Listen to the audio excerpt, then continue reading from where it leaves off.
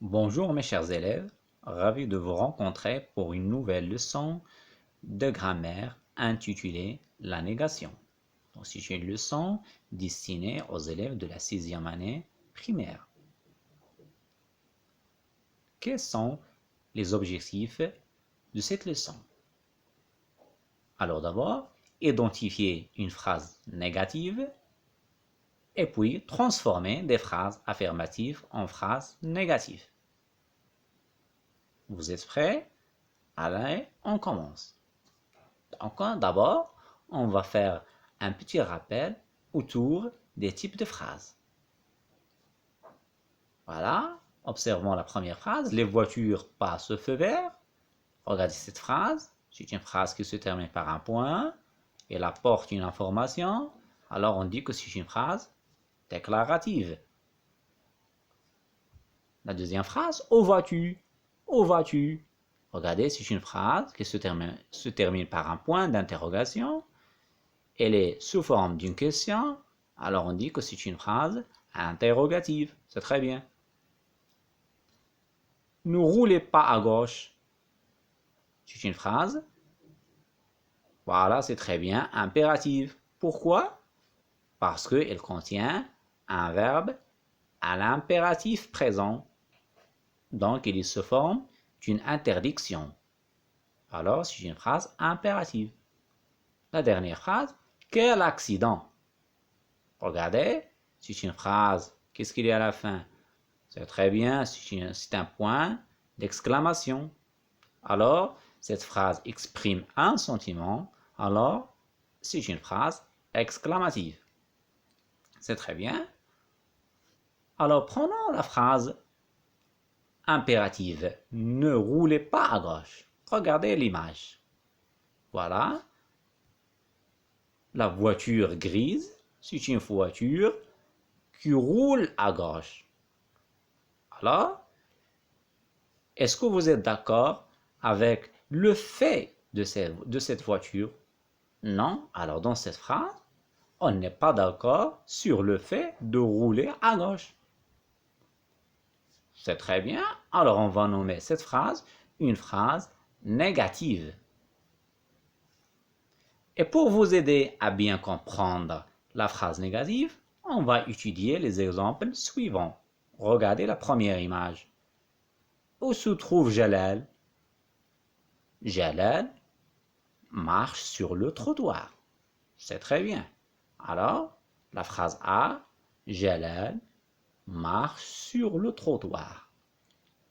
La deuxième phrase, est-ce que Salim marche aussi sur le trottoir?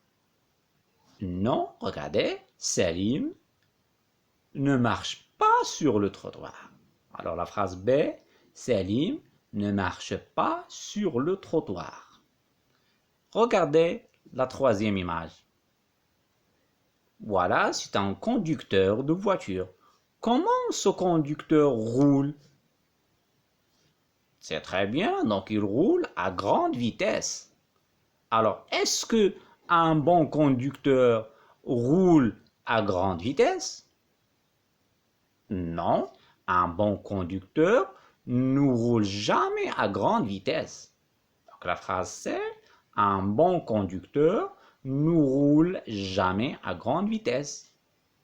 La dernière image, qu'est-ce que vous voyez? C'est très bien, ce sont les feux de signalisation. Alors, un conducteur, quand il voit le feu rouge, il doit s'arrêter, comme Salima. Donc, Salima ne brûle plus les feux rouges.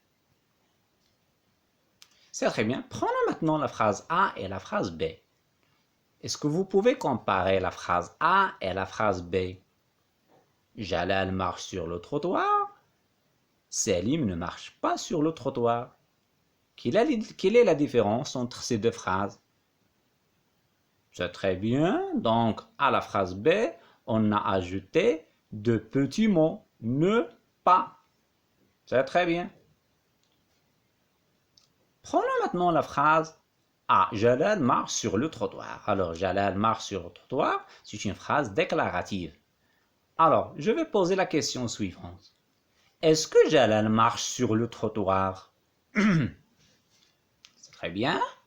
La réponse, c'est avec oui, Jalal marche sur le trottoir.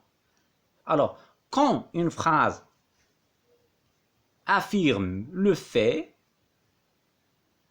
ou bien elle est d'accord avec le fait de, par exemple ici, de Jalal marche sur le trottoir, cette phrase, elle affirme le fait de Jalal marche sur le trottoir, alors on va nommer cette phrase une phrase affirmative. C'est très bien. Qu'est-ce que ça veut dire une phrase affirmative? Alors, la phrase affirmative, c'est une phrase qui affirme le fait que Jalal marche sur le trottoir. Ou bien, tout simplement, c'est une phrase qui dit oui. Passons maintenant à l'autre phrase. Salim ne marche pas sur le trottoir. Je vais poser la même question. Est-ce que Salim ne marche sur le trottoir? Est-ce que Salim marche sur le trottoir? Quelle est la réponse? Oui, c'est très bien. La réponse ici, c'est avec non.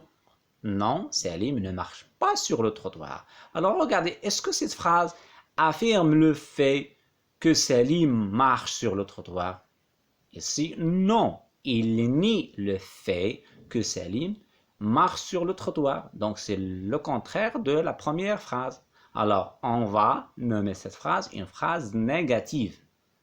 Qu'est-ce que ça veut dire? Phrase négative. Une phrase négative, il nie l'action, ou bien l'action de l'existence de verbe. Ou bien, tout simplement, il nie le fait de verbe. Alors, la phrase négative, elle est utilisée tout simplement pour dire non. Et très bien.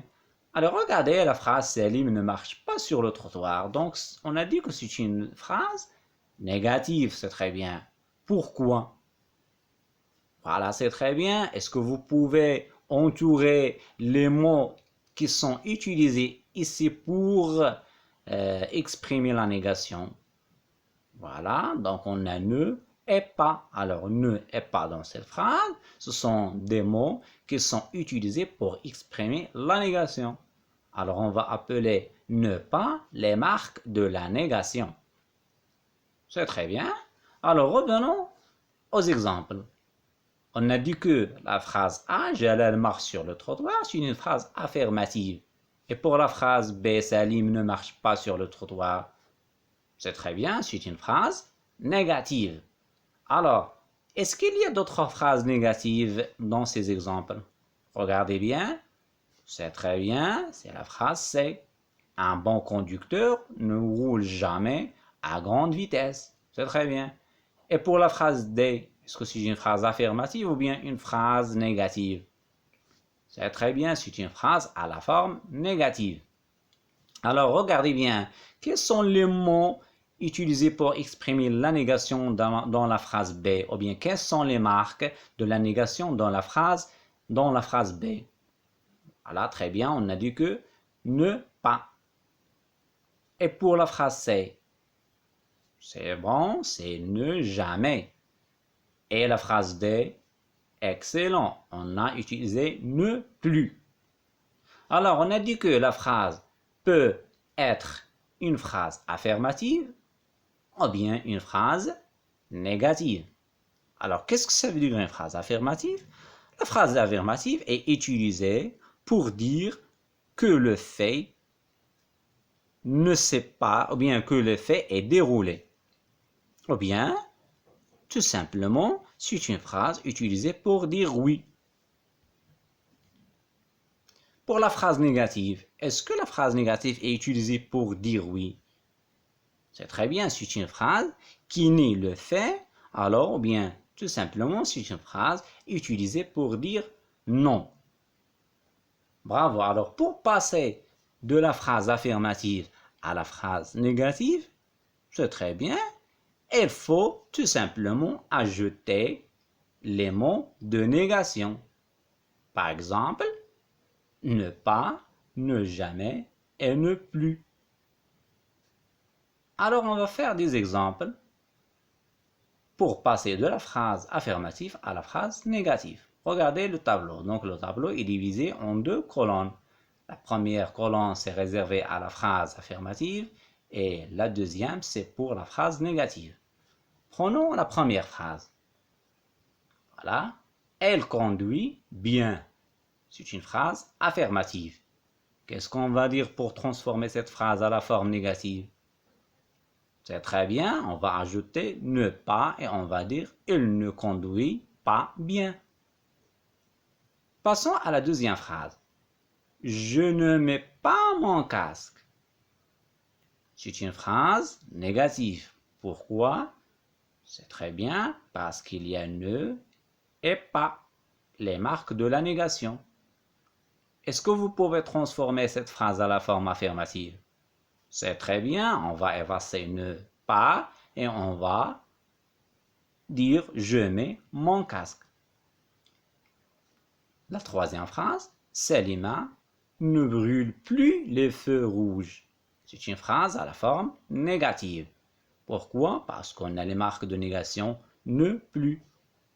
Comment on va dire pour transformer cette phrase à la forme affirmative? On va tout simplement effacer ne et plus. Alors faites attention, et c'est plus, on va le remplacer avec encore. Et on va dire Salima brûle encore le feu rouge. Pourquoi? Parce que le contraire de plus, c'est encore. Voilà. La dernière phrase, elle commettra toujours la même faute. C'est une phrase affirmative, c'est très bien. Qu'est-ce qu'on va dire à la forme négative? On va ajouter les mots de négation, ne jamais, et on va dire il ne commettra jamais la même faute. Regardez, le contraire de toujours, c'est excellent, c'est jamais. Alors, quelles sont les marques de la négation que vous connaissez? Alors, une phrase affirmative se met à la forme négative à l'aide des mots de négation suivants. Ne pas, c'est très bien. Exemple, je n'aime pas les gâteaux. Regardez, on a utilisé ne pas. Une autre, voilà, ne plus. Elle ne travaille plus dans la même usine. On a aussi ne jamais. Regardez, je ne vais jamais au cinéma. On a aussi ne rien. Regardez, je ne comprends rien. Ne personne. Alors, ne personne aussi, ce sont des marques de la négation. On dit par exemple, je ne vois personne. Ne, ni, ni. C'est très bien, c'est pour exprimer une double négation. Regardez, on dit, je n'aime ni le chocolat, ni les bonbons. C'est très bien. Alors, regardez, il y a d'autres mots de négation que vous allez, Inch'Allah, rencontrer dans d'autres phrases ou bien dans d'autres textes. Mais la question qui se pose ici, comment place-t-on ces mots de négation dans les phrases négatives? Ça veut dire, comment utiliser ces mots de négation, ne pas, ne plus, ne jamais, ne rien, et ainsi de suite, pour transformer une phrase de la forme affirmative à la forme négative. C'est ce qu'on va découvrir dans le tableau suivant. Alors regardez, le tableau s'est divisé en 3 parties. Regardez, les marques de la négation, ça veut dire les adverbes de la négation, bien les mots de la négation, encadrent le verbe dans les temps simples. Vous connaissez les temps simples? C'est très bien, par exemple, le présent de l'indicatif, le futur simple, l'imparfait. Alors, ce sont des temps simples. Alors, regardons la première phrase. Elle brûle les feux rouges. Elle brûle les feux rouges. Où est le verbe? C'est très bien, c'est brûle. C'est quel verbe? C'est le verbe brûler. À quel temps? Elle est conjuguée au présent de l'indicatif. C'est très bien. Alors, comment on va faire pour transformer cette phrase à la forme négative? C'est très bien. On va encadrer le verbe et on va dire il ne brûle pas les feux rouges. Regardez, ici, on a encadré le verbe brûle avec les mots de négation ne pas. Prenons un autre exemple. Elle brûlait les feux rouges. Alors, c'est toujours le verbe brûler, mais maintenant, il est conjugué. C'est très bien à l'imparfait parce qu'on a AIT. Voilà. Alors, qu'est-ce qu'on va dire pour transformer cette phrase à la forme négative? On va dire elle ne brûlait pas les feux rouges. Regardez bien où se trouve le verbe. C'est très bien. Il se trouve entre ne et pas. Donc, alors, les mots de négation ici encadrent le verbe brûler. Passons à la deuxième colonne. Regardez. Les marques de la négation encadrent l'auxiliaire dans le temps composé. Alors, vous connaissez l'auxiliaire. On a deux auxiliaires, bien deux auxiliaires. C'est l'auxiliaire être et l'auxiliaire avoir. Et qu'est-ce que ça veut dire les temps composés? Donnez-moi un exemple d'un temps composé. C'est très bien, c'est le passé composé. Alors, regardons cette phrase. Elle a mis son casque. Où est le verbe? C'est très bien. Le verbe ici, c'est mis. C'est quel verbe? C'est le verbe mettre. À quel temps? C'est au passé composé. Pourquoi? Parce qu'elle se compose d'un auxiliaire, c'est l'auxiliaire avoir, et le participe passé de verbe mettre, c'est mis. Comment on va transformer cette phrase à la forme négative? On va dire, elle n'a pas mis son casque. C'est très bien. Regardez bien, qu'est-ce qu'on a encadré ici? Est-ce que le participe passé ou bien l'auxiliaire? Évidemment, c'est l'auxiliaire parce qu'on a encadré à l'auxiliaire avoir. Regardez la deuxième phrase ou bien la troisième phrase. Je suis allé à l'école. Alors, je suis allé à l'école. Où est le verbe dans cette phrase? C'est très bien, c'est le verbe aller. À quel temps? C'est toujours le passé composé. Alors, ici, on a utilisé l'auxiliaire. Être, c'est très bien. Alors, comment on va faire pour transformer cette phrase à la forme négative? Bravo, on va dire « Je ne suis pas allé à l'école ». Toujours on encadre l'auxiliaire et ne pas le participe passé. Passons maintenant à la troisième colonne. Regardez, les marques de la négation se placent devant le verbe à l'infinitif. Donc, un verbe à l'infinitif, c'est un verbe qui n'est pas conjugué. Prenons un exemple. Se faufiler entre les voitures. Se faufiler entre les voitures. Où est-ce qu'il est le verbe dans cette phrase? C'est se faufiler. Alors, on va transformer cette phrase de la forme affirmative à la forme négative et on va dire ne pas se faufiler entre les voitures.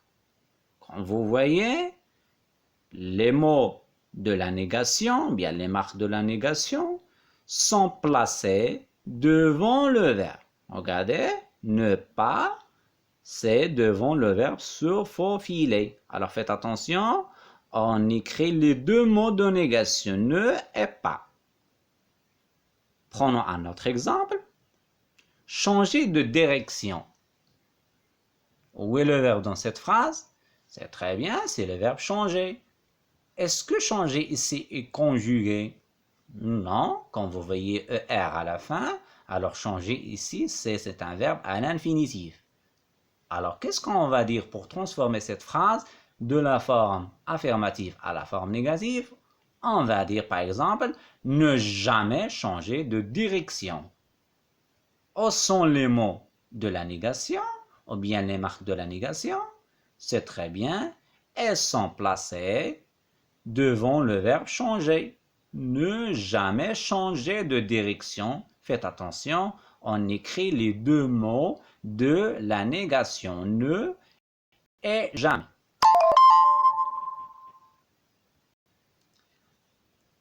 Alors voilà, chers élèves, notre séance touche à sa fin. Merci de votre attention et j'espère que vous allez bien distinguer la forme affirmative et la forme négative. Au revoir et à la prochaine.